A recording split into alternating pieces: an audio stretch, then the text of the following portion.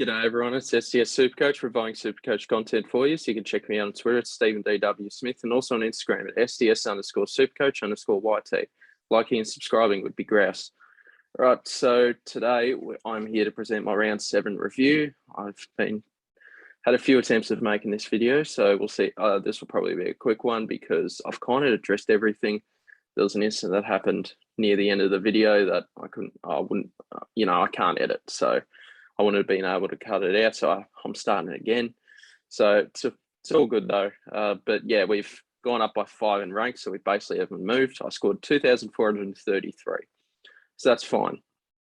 I definitely thought I was going to go down in rank this week, but it was good to see that I didn't go down at all. I went up by 5, but I've basically stood where I am, so that's fine. Yeah, so I've kind of already run through most of the players here, so I'll just summarise it a bit quicker. Jack Crisp, 103, very, very solid week at the MCG against the Suns. Good winner for the Pies. I actually tipped the Suns, but the Pies got the job done. I know it sounded a bit weird, but I just had this weird feeling the Suns would win. Sometimes you got to go with your gut. Sometimes you don't. I know my dad, he was really close to tipping Port yesterday, but he didn't. So he went... he still went St Kilda, but of course Port won. So sometimes those things work, other times they don't. So tipping is a bit of a weird one. But yeah, Jack Crisp, 103, fantastic. Jaden Shaw played in the midfield and scored a whopping 152 against a depleted and stuffed Eagles team. So that was good to see at Optus. Well, I didn't see the game, but Lockie Whitfield, 95, played mainly half forward. I think 89% half forward. He was just fantastic. I mean, look, this is probably a ceiling, so I'll take this score. Any good score from 90 plus from Lockie Whitfield, I'm pretty happy with, even though I'd want it more like 100 pluses, but that's all right. Yeah, I'm just stuck with Whitfield, so it is what it is. Nick Dacos, 75. This is about his floor. I know he scored a crap score early in the season against the Crows, but this is roughly his floor. He's gone down in price, but I'm praying that he can go up a bit more in coin. Nathan O'Driscoll, 57, could be a player that could be looking to move on for me. Sorry, I'm just trying to reduce my camera. Yeah, so O'Driscoll, 57, probably a player I'm going to avoid playing on field, but maybe not this week if I keep him because they've got North Melbourne. Mitch Hinge, we've got, he didn't play. And he was an emergency. I was worried he was going to be the sub. I did do the emergency loophole with Gibcus. I took that score, and I was hoping that Hinge wasn't the sub. Otherwise, I would have fielded De Koning on field. Wouldn't have made a difference, to be fair, because De Koning got a 77. Gibcus, fantastic score once again. His cash generation, him and De Koning's cash generation is fantastic. I was kind of hoping De Koning wouldn't score too well because I know most people put him on field, while I put him on the bench because I was looping him. But it basically didn't make a difference. I'll take the extra 2 points with Gibcus. So Jack Steele, 122 in a pretty miserable Cairns. It was a bit sweaty, a bit. Was it raining? It looked like it was raining, but it probably wasn't. It was probably just the humidity. It's a very good score by Steele. Jack Macrae was my captain. Didn't work out too well, did it? So as an 89, considering all other premiums scored fantastically. I think he was still the most captain player, but that's certainly, I could have been looking at maybe a 2,600 if I'd had anyone else but Macrae as captain, as options, I don't think, yeah, so I'll cop it on the chin, but I tweeted out, he is now banned from being my captain for a bit until he can start proving again that he's back to his real best. But I think Bevo's just got him a bit of a weird role, just not in the midfield, but like the second layer of the inside. So it's just a bit frustrating to watch. But yeah, 89, solid, not solid score, pretty average score for captain. Yeah, so I'll talk about my vice captain and captain heading into round 8 later. Lockie Neal, 187, just fantastic at the SCG. So he was brilliant. Just probably the Brownlow favourite, to be fair. Clayton Oliver, 119. I brought him in this week along with Bruce and Hayes. And Oliver was really solid. He started out on 47 at quarter time. Connor Nash tagged him. in the second and the third quarter, which limited his scoring after that. So Connor Nash did a fantastic job on Oliver. But yeah, I just don't think I was ever going to take 119 as a score. I never do. Most of the times it pays off with a big score. This week, this time, it doesn't. It's still not going to change my my vice captaincy score taking theory moving on. Like, you know, I'm still taking 125 plus. If you got there, obviously I would have taken that score. Tuke Miller, 160. He was brilliant, back to his best. Fantastic to see. It's what we needed to see. I think he's going to be a very popular trade-in target this week. Who have they got? They got the Swans. Well, I mean, they conceded 187 to nil. So Tuke will probably hopefully do about a 140 or something there. So he'll be a popular trade-in. 592k. I still think that's a healthy price for what his caliber is as a player. Not sure if you heard, but I may have farted. And it was funny in the last filming of this, I farted as well. So yeah, the room isn't going to smell too great tonight. Patrick Cripps 138 was fantastic against the North side where they're just still developing and all that. So Cripps was at his usual best. Probably a really nice captain or vice captain option. Who have they got this week? Carlton? I don't know. They got Adelaide. That's very cheeky captaincy option right there. Could be a bit of a pod option. I just still worry about that hamstring. So I still feel like he's more of a vice captain sort of bloke, but we'll wait and see. Nick Martin, 106. He was very nice. A real shining light for Essendon this year. 106 is just brilliant, and he's just been brilliant, probably leading their BNF, to be honest. Josh Rochelle, I decided to keep him. That backfired quite a bit, but I had to get rid of Grundy, Hayes, Sherry, you know, and I just had to hold on to Whitfield. I did say that I thought he would score well this week at home versus the Giants. Obviously, he didn't, so that's a bit unfortunate, but what can you do? I mean, I couldn't do much with the injury carnage that was happening this week. George Hewitt didn't play. Connor McDonald at 55 was good in the first quarter, but really faded out. That's why I was surprised he didn't get rested this week, because in the Sydney game he faded out. 5-day break against the reigning premiers. I would have thought, he's certainly getting rested, but good on him for scoring well. Yeah, that was good to see. What's his break even actually? 30. Might hit it, might miss it. I guess we'll wait and see. Ben Hobbs, 13, terrible role.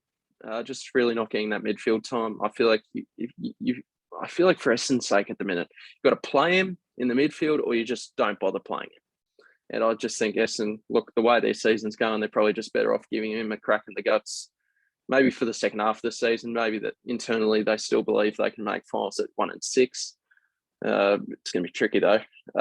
Witt's 136, fantastic. The Gawn trade out obviously wasn't ideal trading Gawn out, but I did get Jared Witts, and he's just been unreal. So he's definitely a keeper for me, and I'll eventually get Gawn at some stage. He is killing me big time. Braden Bruce, 109. Brought him in this week, as I said. He was just brilliant once again. So yeah, he's going to be a real easy upgrade to Gawn. I mean, Gawn just got to. I mean, Gawn is just. There's got to be, because I know as soon as I bring in Gawn, I know he's just immediately going to drop crap scores and be in a crap, like a bit of a rotating role again, and not score well. But Bruce 109, he was just fantastic, and I brought him in at 298k. His break even is still break even of -13. He's still got a few more weeks left to make some cash before the buys. Oh, next bit, so apologies. Sam Hayes, a 53. He pretty average conditions there for Port Adelaide to deal with, and for Sam Hayes to score well in, but his job security is still fantastic, and he's been very good as soon as he's been really good for Port. You know, he's been a very solid ruckman for them. It'll be interesting to see next season or later this season when Lysett comes back, what direction they go. If they're in finals contention, they'll bring back Lysett and try to make that push, or maybe if their season's over, they'll look to grab Sam Hayes and keep him for the rest of the year in the ruck, maybe for years to come. He's certainly capable at the AFL level. Josh Dunkley, 139, back-to-back really good scores to my knowledge. He was just fantastic for the Dogs. Looks like he could be a very handy vice-captain option on Friday night, but it's very risky not going with Macrae. But I could imagine some people doing it, just picking Dunkley over Macrae. Maybe Macrae's the vice-captain pod this week. Maybe more people will go with Dunkley, but we'll wait and see. Dunkley certainly looked fantastic over the past couple of weeks. We were doubting his ability last couple of weeks, but he's just been brilliant for the Dogs as of late. Heaney, 103. As soon as I brought him in, I knew this would happen. He would drop off in scoring, but 103, got some drunk time goals. Got to love it. Will Brodie, a bit of a disappointing score, a bit like his round one score. Just not enough time on ground, as I saw. But it's a shame. But let's hope that he's still a keeper. And for my sake, I hope he's a keeper. It would just be a lot easier for the year if he stays stays in my side and continues to belt out these scores. Maybe when Fife comes back, let's hope that he doesn't affect Brodie too much, because I don't think you can play Brodie anywhere else other than midfield. So maybe you've got to push out Mundy, or I'm trying to think of the other names. I guess Akers is still playing on the outside. I didn't see the Geelong Fremantle game that much. Zach Butters, 89. No excuses this week. He was really good in the first half. I saw the first half of the St Kilda. I saw the second half where he wasn't that good. But the first half, he was good. I was watching Carlton North instead. I watched the second half of St Kilda Port. He was just a little bit quieter, still made a few things happen. But, 89, it's just not really what we were paying for. I went Butters over Heaney, and Heaney has certainly bit me on the arse until I brought him in. Stephen Coniglio, 108, just fantastic. He's still not getting a super heap of centre bounce attendances, but he's certainly a real handy option. Everyone has him, so I guess it'll determine Supercoach's sides. Whether luxury trade him at one point throughout the year. But I'd like to think that Brodie and Coniglio are keepers for the rest of the year. Corey Durden up against North Melbourne. He was. I just expected him to score maybe solid, but 57. You can't complain. But I picked him over De Koning, which wasn't great. And now the reason I won't talk about that. Paddy McCartan did not play, concussion, still there for another week, I believe. So, he'll just be staying in my side probably. I don't really want to use a boost this week. And Hugh Dixon, 42. It was a nice little laid in because we did need some more money to be made out of Hugh Dixon. Now let's just double check everyone's break even. So we got Crisp. Yeah, he might drop a little bit in coin. Whitfield, 92. He probably won't make that. Jaden Short, 46. Yeah, bring him in if you haven't already. This is a good week to bring him in. Nathan O'Driscoll could be time to go, but maybe willing to give him one more week because he's playing North Melbourne. But I did that theory with Rochelle, and look how that panned out. Nick Dacos, his break evens are 74. He should make it. This might be about where his level is realistically. Mitch Hinge, I don't really care. I'm trading him. Josh Gibcus, -11. That's fantastic. Still got more money to be made. And same with De Koning. Oh, no, is that 11? No, -11. My bad. And De Koning's negative. Is that negative? Or it's 1 something. Not really much in between. So that doesn't really matter. But he's still got more money to be made. Steele, 120. That's fine. Macrae is going to drop a lot in price. So if for whatever reason you don't have Macrae, this is going to be a really good week to get him in. Not this week, next couple of weeks, it'll be very nice to get him in. Lockie Neal looks like he's going to shoot up in price. That's good. What's Clayton Oliver's price now? 639. Yeah, he'll go up a bit further in price. So, yep. Tuke Miller, I think he's a good trade in this week. Nick Martin still perfectly fine. Paddy Cripps, I'd bring him in if you haven't already yet. Or if you traded him out, I'd look at trading him back in. Rochelle, he's going to go. I don't care. Hewitt's still got Hewitt will come back this week, I presume. Connor McDonald, 30, might make it, might not make it, as I said. Ben Hobbs, 48, he'll probably miss it or he gets dropped. I hope he gets dropped, actually, so it can be my loophole, as Essendon should be playing more Sunday games, but I think they got rewarded somehow with a few Friday night games. So whatever floats your boat, Gil. Oh, sorry, back to the break even. So Witt's 45. Yeah, he's still got a shit ton of money to be made. That is just brilliant.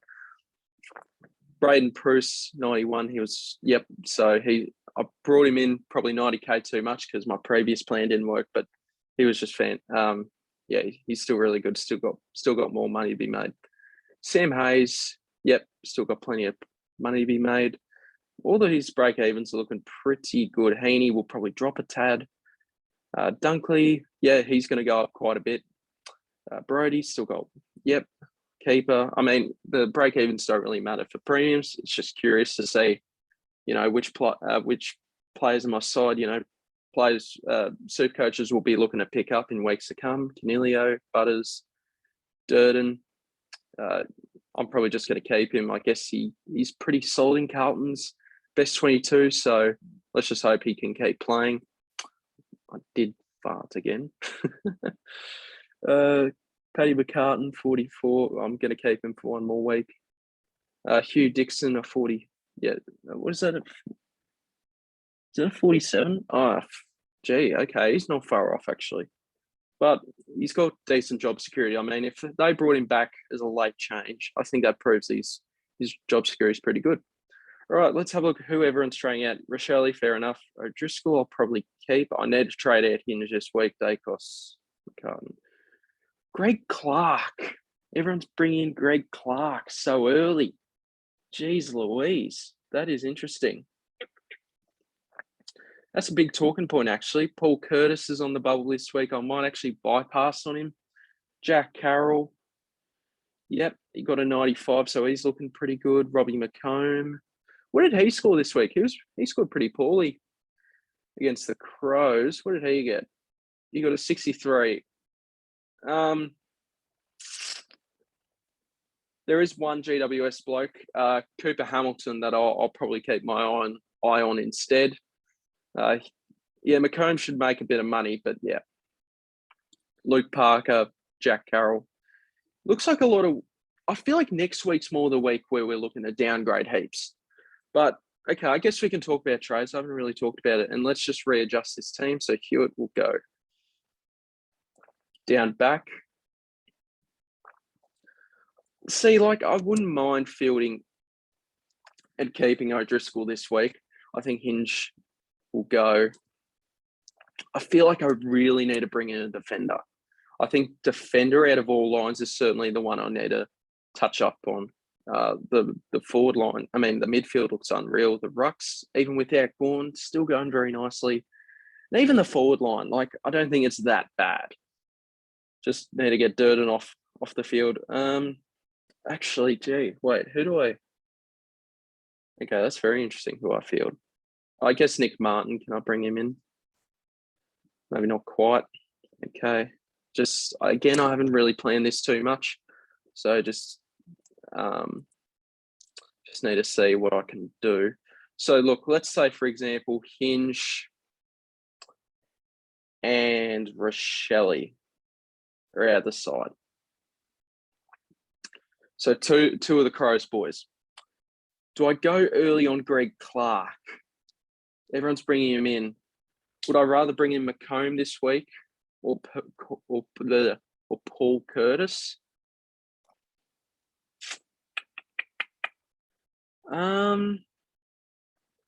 You know what? I might actually have to agree with them. I think I would prefer to bring in Greg Clark early.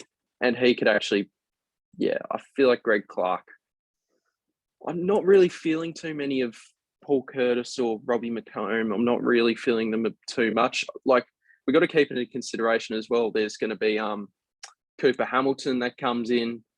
I mean, that's on the bubble next week. Jack Carroll, Morris Rioli. Like, there's a few blokes there next week. So looking really good. And that's including Greg Clark as well. So we're looking at some really good rookies heading into next week. So, and who's going to be... I feel like if I bring in Clark, I feel like I definitely need to, unless I don't go O'Driscoll. I'm trying to think of who I field at F6 because it was Sherry. Now I feel like I need to address it a bit better to a forward that I feel a bit more confident in, because I don't feel confident on Dixon unless I field DeConning. Hang on, who have Geelong got? They've got GWS. Okay, so I feel like DeConning, it's too good to be true almost for him to continue to score this well. Same with Gibcus. I kind of want to keep those two on the bench. So these two are definitely gone. I don't really want to use a boost this week. I feel like it's a bit unnecessary. I'll probably use a boost next week with the amount of good rookies that we have.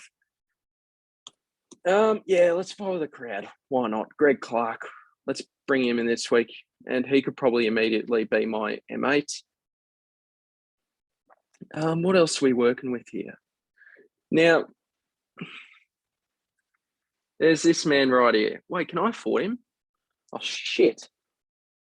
Oh, fuck. I actually kind of wanted to bring in Sicily this week. So that is, okay, so these are the top scoring. Who's at a good price, though, in the midfield? Let's actually order this by highest price. So Crisp is actually pretty high. Okay, Doherty's going to drop down in a bit of price, so that's probably good for the future. Sinclair, same thing. Sicily, Pendlebury. So who could I afford? Anything from down here? Oh, wait, where's Tom Stewart? Have I gone mad? Where's Tom Stewart? What am I looking at? Oh, is it because I can't afford him? Okay, this is just tripping me out a bit, to be honest. Where the bloody hell's Tom Stewart? Because, I mean, I probably wasn't going to get him because of his price. But, oh, there he is. I don't know why they did that. He's 607K. What's his break even? 69. Oh, God, he's going to be ages away from me. Yeah, I'll have to just ignore Tom Stewart for now. So that is not good. Anyway, I should probably wrap this up pretty quickly. I kind of want to get this video out. So let's just, okay, this is what I'm thinking early days. Clark. This makes me not want to bring in a defender now, but I need someone to go there. I guess maybe I go O'Driscoll. Maybe I'll just put him there for the week. But I've barely touched my back line all season. And I feel like that's where I'm kind of losing points a bit there. I don't really want Durden on field, so I'll have to figure that out. Luke Parker looks like he was pretty popular. Sydney have got the Suns too. Ooh. Oh, wait, sorry. Let me sub in. Let me just do this for... That gives me 19K left. And I bring in a premium. Hear me out on this one. I just want to, comment down below, of what you think of the video. But let me just... Is this crazy? Dylan Moore.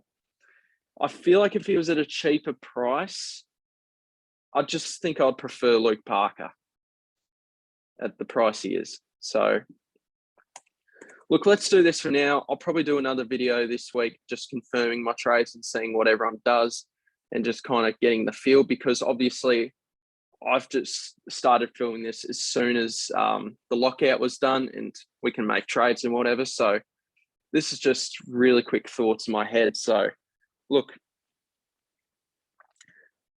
so if we did this,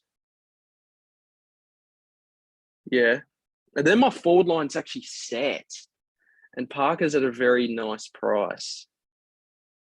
But my back line is shocking. And this would probably mean I'd have to field one of DeConning, Gibcus. I mean, I'll probably finish off the video here, but I'll find a way to get O'Driscoll in the back line if I'm not going to trade him this week. And captain, I'm actually going to put the vice captain on Macrae. but he's not going to be a captain for me anytime soon. And then Clayton Oliver, no, we're not going to do that. I'm going to go for Lachie Neale against the West Coast Eagles. That could be an absolute bloodbath. And maybe I'm chasing points like I did with Oliver, but man, it's hard to, go against Lachie Neale against West Coast. If he can do that against Sydney, imagine what he can do against West Coast. Look, I'll find a way to get, I'll probably fiddle with this for 15 minutes and find a way to get O'Driscoll in the back line if I'm not going to upgrade it. But yeah, so that's just what I'm thinking. Macrae into Neale. Let's see, hopefully that we can have a better week and a bigger jump in rankings. So thank you guys for watching. I'll get this out as soon as I can. Like and subscribe if you haven't. Leave a comment down below for your thoughts on this video. And cheers. Have a good one.